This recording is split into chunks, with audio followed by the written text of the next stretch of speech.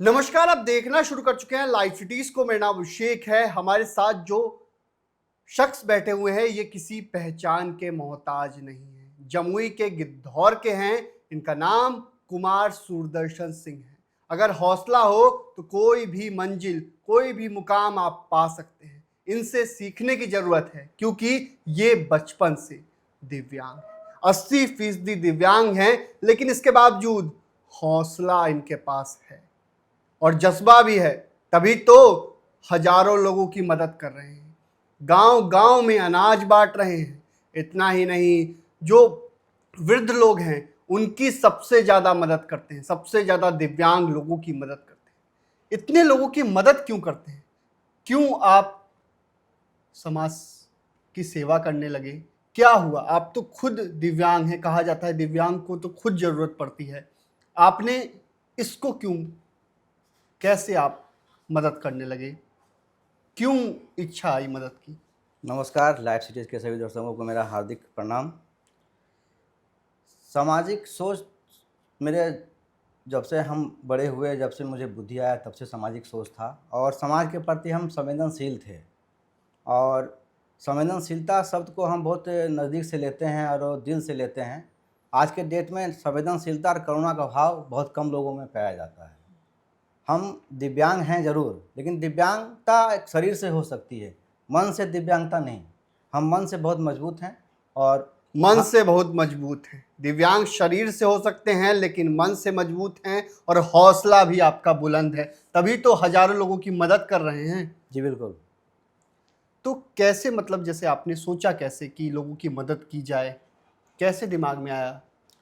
वही मैंने पहले भी बताया कि मैं बचपन से सामाजिक हूँ और जब बड़ा हुआ तभी मैं समाज का काम करता रहा। मेरे फैमिली में भी लोग सामाजिक लोग रहे हैं, तो वहाँ से आगे बढ़े। मेरे प्रेरणा स्रोत राम मनोहर लोहिया और जयप्रकाश नारायण रहे हैं। जयप्रकाश नारायण जी, उनसे आदर्शों को मैं आके देखकर अपने को ढाला और सामाजिक काम करते रहा। जब कोरोना काल आया तब से मैं खास सामाजिक कार्यों में रुचि लेने लगा। लेकिन पहले भी आप लोगों की मदद करते थे। बिल्कुल। कोरोना काल आया, उसमें डर नहीं लगा आपको? जी बिल्कुल, डर नहीं लगा। क्यों? आप घूम रहे थे, वो तस्वीरें भी हम आपकी स्क्रीन पर देख सकते हैं। कोरोना काल के समय घूम रहे थे, लोगों की मदद कर रहे थे, किसी ने मना नहीं किया। कोरोना काल में डर का माहौल था। लोग तो दुबक गए थे, बिल्कुल तमाम नेता दुबक गए थे। बिल्कुल सभी लोग घर में घुस गए, अपना अच्छा खाना बना के खा रहे थे।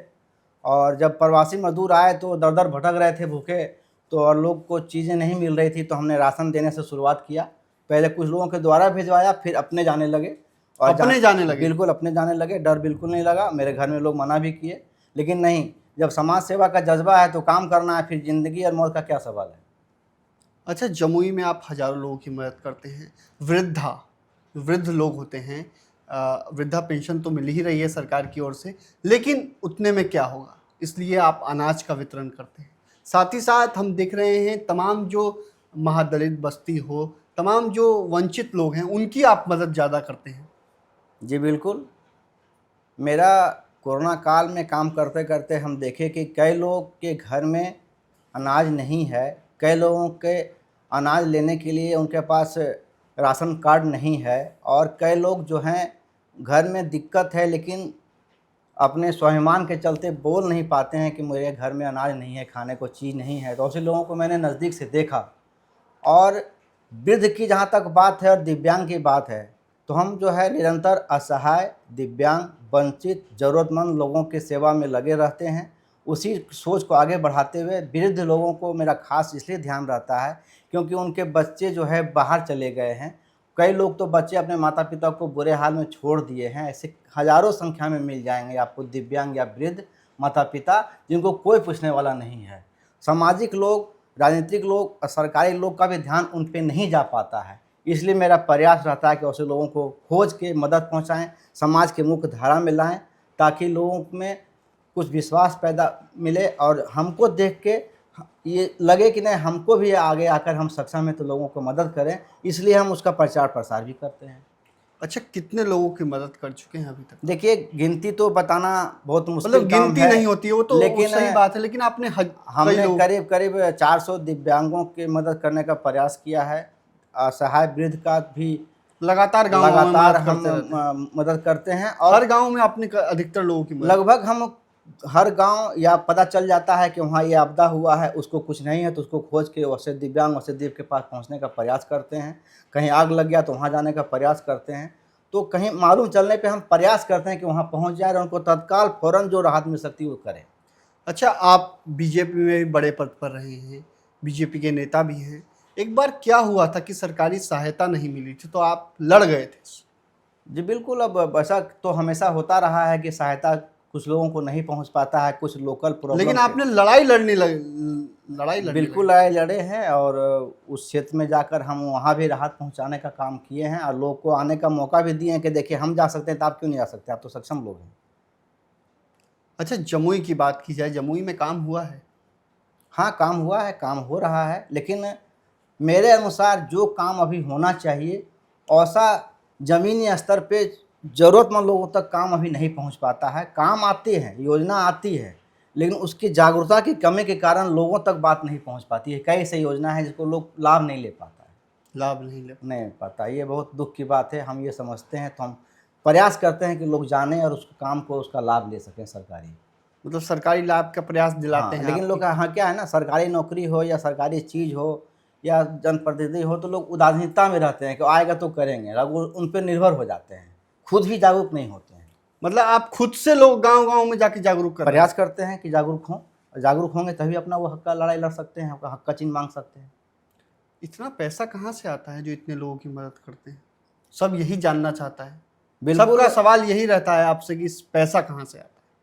बिल्कुल लोग को लगता है कि ये पैसा कहाँ से आता है, लेकिन हम जो भी खर्चा करते हैं ऊपर वाला का कृपा है और बहुत लोगों का, हज़ारों लोगों का आशीर्वाद है कि मुझे उनको मदद करने लायक पैसा मेरे पास आ जाता है। हम अपने निजी फंड से लोगों को खर्चा करते हैं, मैं किसी से रुपया नहीं लिया हूँ।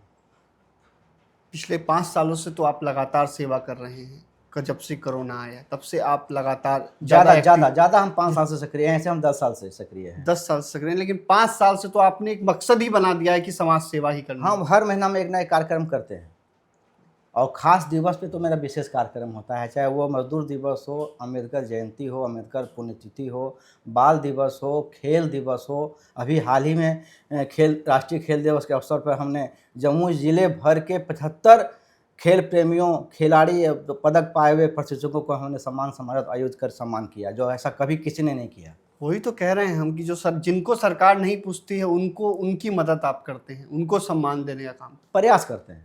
प्रयास करते हैं। जी। अच्छा, ये कैसे दिमाग में आया है कि आप इतना काम कर रहे हैं? क्यों कर रहे हैं ये? क्यों कर रहे हैं? यही जानना है। क्या देखिए, मकसद है आपका? मकसद बिल्कुल साफ-साफ मकसद है। मुझे मकसद बताने में कोई ऐतराज़ भी नहीं है। हम पहले भी बोले हम सामाजिक हैं, तो पहला तो सामाजिक हैं तो काम करना है। दूसरा, हम लोग ईश्वर का अंश हैं और ईश्वर का अंश होने के नाते मनुष्य का एक फ़र्ज़ बनता है समाज के लिए कुछ करें, समाज के लिए कुछ बन के जाएँ, बना के जाएँ। तो पहला सोच तो वहीं से आया कि समाज के लिए कुछ करना है।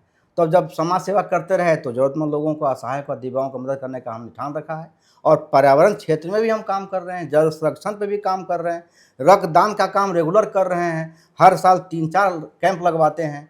हमने खुद अपना देहदान भी कर रखा है। देहदान कर दिया है? बिल्कुल। क्यों देहदान कर दिया? ये बड़ा फैसला, मतलब अपने शरीर का अंग इन्होंने दान किया है और ये बड़ा फैसला आपने लिया, क्यों? इसलिए लिए कि मेरा जीवन ही समाज को समर्पित है, तो शरीर भी जाने के बाद भी अगर 12 लोगों के काम आ जाएगा मेरा ऑर्गन, तो इससे बड़ा बात क्या होगा? ऐसे तो जल जाना है, खाक हो जाना है। तो ज़िंदगी तो सब जी लेते हैं, अपना मौत बड़ा बनाना चाहते हैं अपना। जिंदगी सब जी लेते हैं, बड़ी बात कह रहे हैं। अपना शरीर ही दान कर दिया है, एक बड़ा फैसला लिया है। परिवार ने विरोध नहीं किया? परिवार में मेरी वाइफ का पूरा साथ मिलता है, मेरे हर कामों में मुझे मनोबल बढ़ाती है और जिस परिवार में गृहिणियाँ अच्छी होती है वो आगे आदमी अच्छा काम करता ही है। अच्छा, 80% दिव्यांग हैं, कभी किसी ने मजाक नहीं बनाया? हाँ, बच्चा लोग तो बच्चा में बहुत मज़ाक उड़ाता था, आज भी लोग मज़ाक उड़ाता है। हम चलते-चलते गिर भी जाते हैं, लेकिन हम अब मन से बहुत मजबूत हो गए हैं, इतना लोग का सहायता कर गए हैं, इतना लोग का हम लोग का। लेकिन मजाक उड़ाने वालों को तो आपने सबक दिखा दिया ना भाई, वो तो कि हम हम अपने तो काम 80% दिव्यांग हैं, इसके बावजूद मदद कर रहे हो। तुम क्या कर लिए जीवन में? अब ये तो सब ऊपर वाला का कृपा है। हम बस, मेरा काम है, हमको अपना काम करना है जिसको जो बोलना है वो बोलेंगे ही।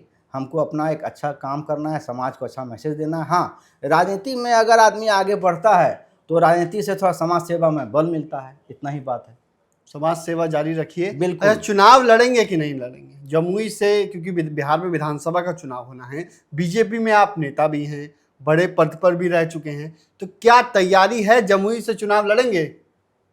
मेरी पूरी तैयारी समाज सेवा के लिए है। मेरा जीवन समर्पित है समाज के लिए, और पार्टी का एक हम मजबूत सिपाही हैं, मजबूत कार्यकर्ता हैं। पार्टी को बढ़ाने में भी हम कोई कसर नहीं छोड़ते हैं। रही बात चुनाव लड़ने की, ये तो पार्टी के बड़े अधिकारियों का निर्णय है।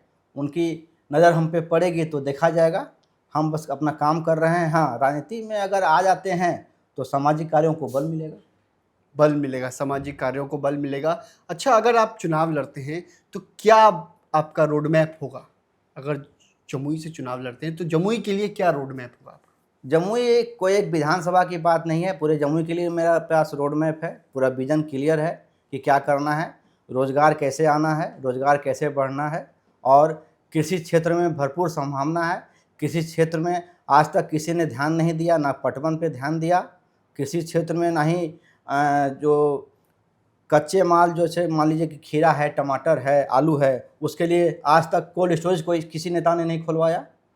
अगर आज 4 अलग अलग जगहों पे कोल्ड स्टोरेज खुल जाएगा तो किसान अपना माल सस्ता में जमा करके शहर में बेच सकता है। शहर भेजने का उपाय किसी ने नहीं किया। कृषि क्षेत्र में ही बहुत बड़ा रोड मैप है मेरे पास, बाकी क्षेत्र छोड़ दीजिए। जमुई की सबसे बड़ी समस्या क्या है? बेरोजगारी, जो हर जगह की है, जमुई की भी है। उसको दूर करने का? बिल्कुल। अब वो तो ईश्वर पे निर्भर है, काम की सफलता पर निर्भर है। अकेला आदमी तो कोई कुछ नहीं कर सकता है। हाँ, अगर जमुई वाले की इच्छा होगी, उनके किस्मत में होगा, तो हमारे द्वारा भी बहुत कुछ होगा। मतलब पूरी रोड मैप है आपके बिल्कुल पास? है। क्योंकि कृषि आधारित रोड मैप है, बिल्कुल है, जिसमें रोजगार की संभावना बहुत ज़्यादा है। लोग ध्यान नहीं देता है, किसी के पास कोई विजन नहीं है। आज 2 दिन लोग समाज सेवा किए, कल राजनीति में आना चाहते हैं। अरे संघर्ष करिए, समाज के बीच रहिए, समय देखा जाएगा। तुरंत क्या राजनीति? संघर्ष करिए, संघर्ष से ही सफलता मिलती है, और हौसला भी होना चाहिए। 80% दिव्यांग है, लेकिन हौसला ऐसा है कि 10 सालों से मदद कर रहे हैं।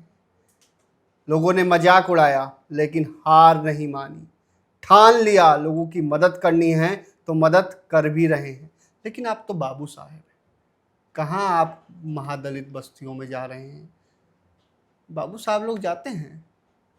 बिहार में तो चर्चा होगी ही जाति की, बिहार है तो। अब जिनके जो चर्चा करना है जात पात पे, हम मानते हैं कि बहुत सारे चुनाव यहाँ जात पात पे होता है, लेकिन मेरा बचपन से ही मानना है, हम जात पात कभी नहीं माने, भेदभाव छुआछूत कभी नहीं माने। आप मेरे लगातार सभी कामों में देख सकते हैं हमने देखा है आपके कि कामों मैंने को। कुष्ठ रोगी के साथ, दिव्यांग के साथ, दलित के साथ, आदिवासी बच्चों के साथ, सभी के साथ ज़मीन पे बैठ के मैं काम करता हूँ। सबका खून एक है, कोई ऊंच नीच, कोई भेदभाव नहीं है। ये सब जो बड़े बड़े लोग जो दिखाते हैं ना ढकोसला, उससे मैं अलग हूँ। मैं दिखावा में नहीं रहता हूँ। जो है सब सभी इंसान हैं, सबको अधिकार है बराबर जीने का। सबको अधिकार है बराबर जीने का। अच्छा, एक बात बताइए, आपने तो लालू जी का शासनकाल भी देखा है, बीजेपी के नेता तो हैं ही, नीतीश का शासन भी देखा है, किसने बेहतर? बिल्कुल निश्चित तौर से, स्वाभाविक तौर से काम तो नीतीश सरकार ही नहीं किया है, एनडीए सरकार ने किया विगत 20 वर्षों में। और भी बहुत काम करने को बाकी रह गया है, होगा, बिल्कुल होगा। जमुई में डर नहीं लगता? आदिवासी इलाकों में एक समय कहा जाता था नक्सलियों का आतंक है। देखिए, डर उसको लगता है जो किसी का कुछ ले लेता है। हम लोग किसी का लेने वाला में से नहीं है। हम लोग तो प्रयास करते हैं कि मैक्सिमम लोगों का मदद हो, तो मुझे डर क्यों लगेगा? हम कभी नहीं डरे हैं। अच्छा, मान लीजिए एक सवाल है, ठीक है, अगर पार्टी टिकट देती है, विधायक बनते हैं, समाज सेवा करेंगे कि विधायकी में चल जाएंगे डायरेक्ट? जो विधायक अभी तक नहीं किया, उससे बेसी काम तो हम अभी अपने कर चुके हैं। तो खुद जनता निर्णय लेगी कि विधायक बनने के बाद क्या आदमी करेगा। आप करेंगे कि नहीं करेंगे समाज सेवा? अब हम कैसे, हम तो कर ही रहे हैं। हम तो नहीं है तो भी कर रहे हैं, तो आगे क्यों नहीं करेंगे? रहेंगे तो भी करेंगे। बिल्कुल। नहीं, जो कई लोग लक्ष्य है समाज को आगे मुख्य धारा में पिछड़े लोगों को लाना है, दलित को लाना है, असहाय को लाना है, वंचित को लाना है, तो थोड़ा राजनीतिक का भी हाथ मजबूत करना है।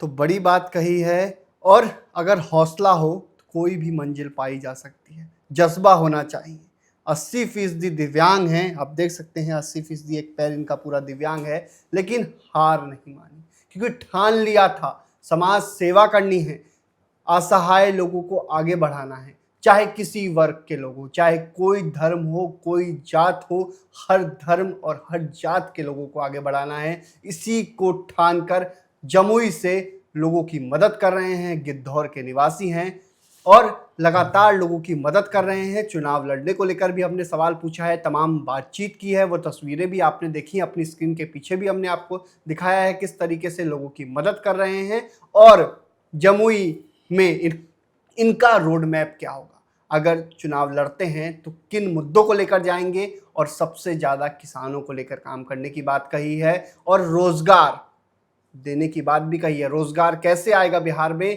क्योंकि लोगों को दूर जाना पड़ता है, ऐसे में उस समस्या का हल भी इन्होंने बताया है। तो बने रहिए लाइव सिटीज के साथ, हमारे यूट्यूब चैनल को सब्सक्राइब करिए, पेज को लाइक करिए। धन्यवाद।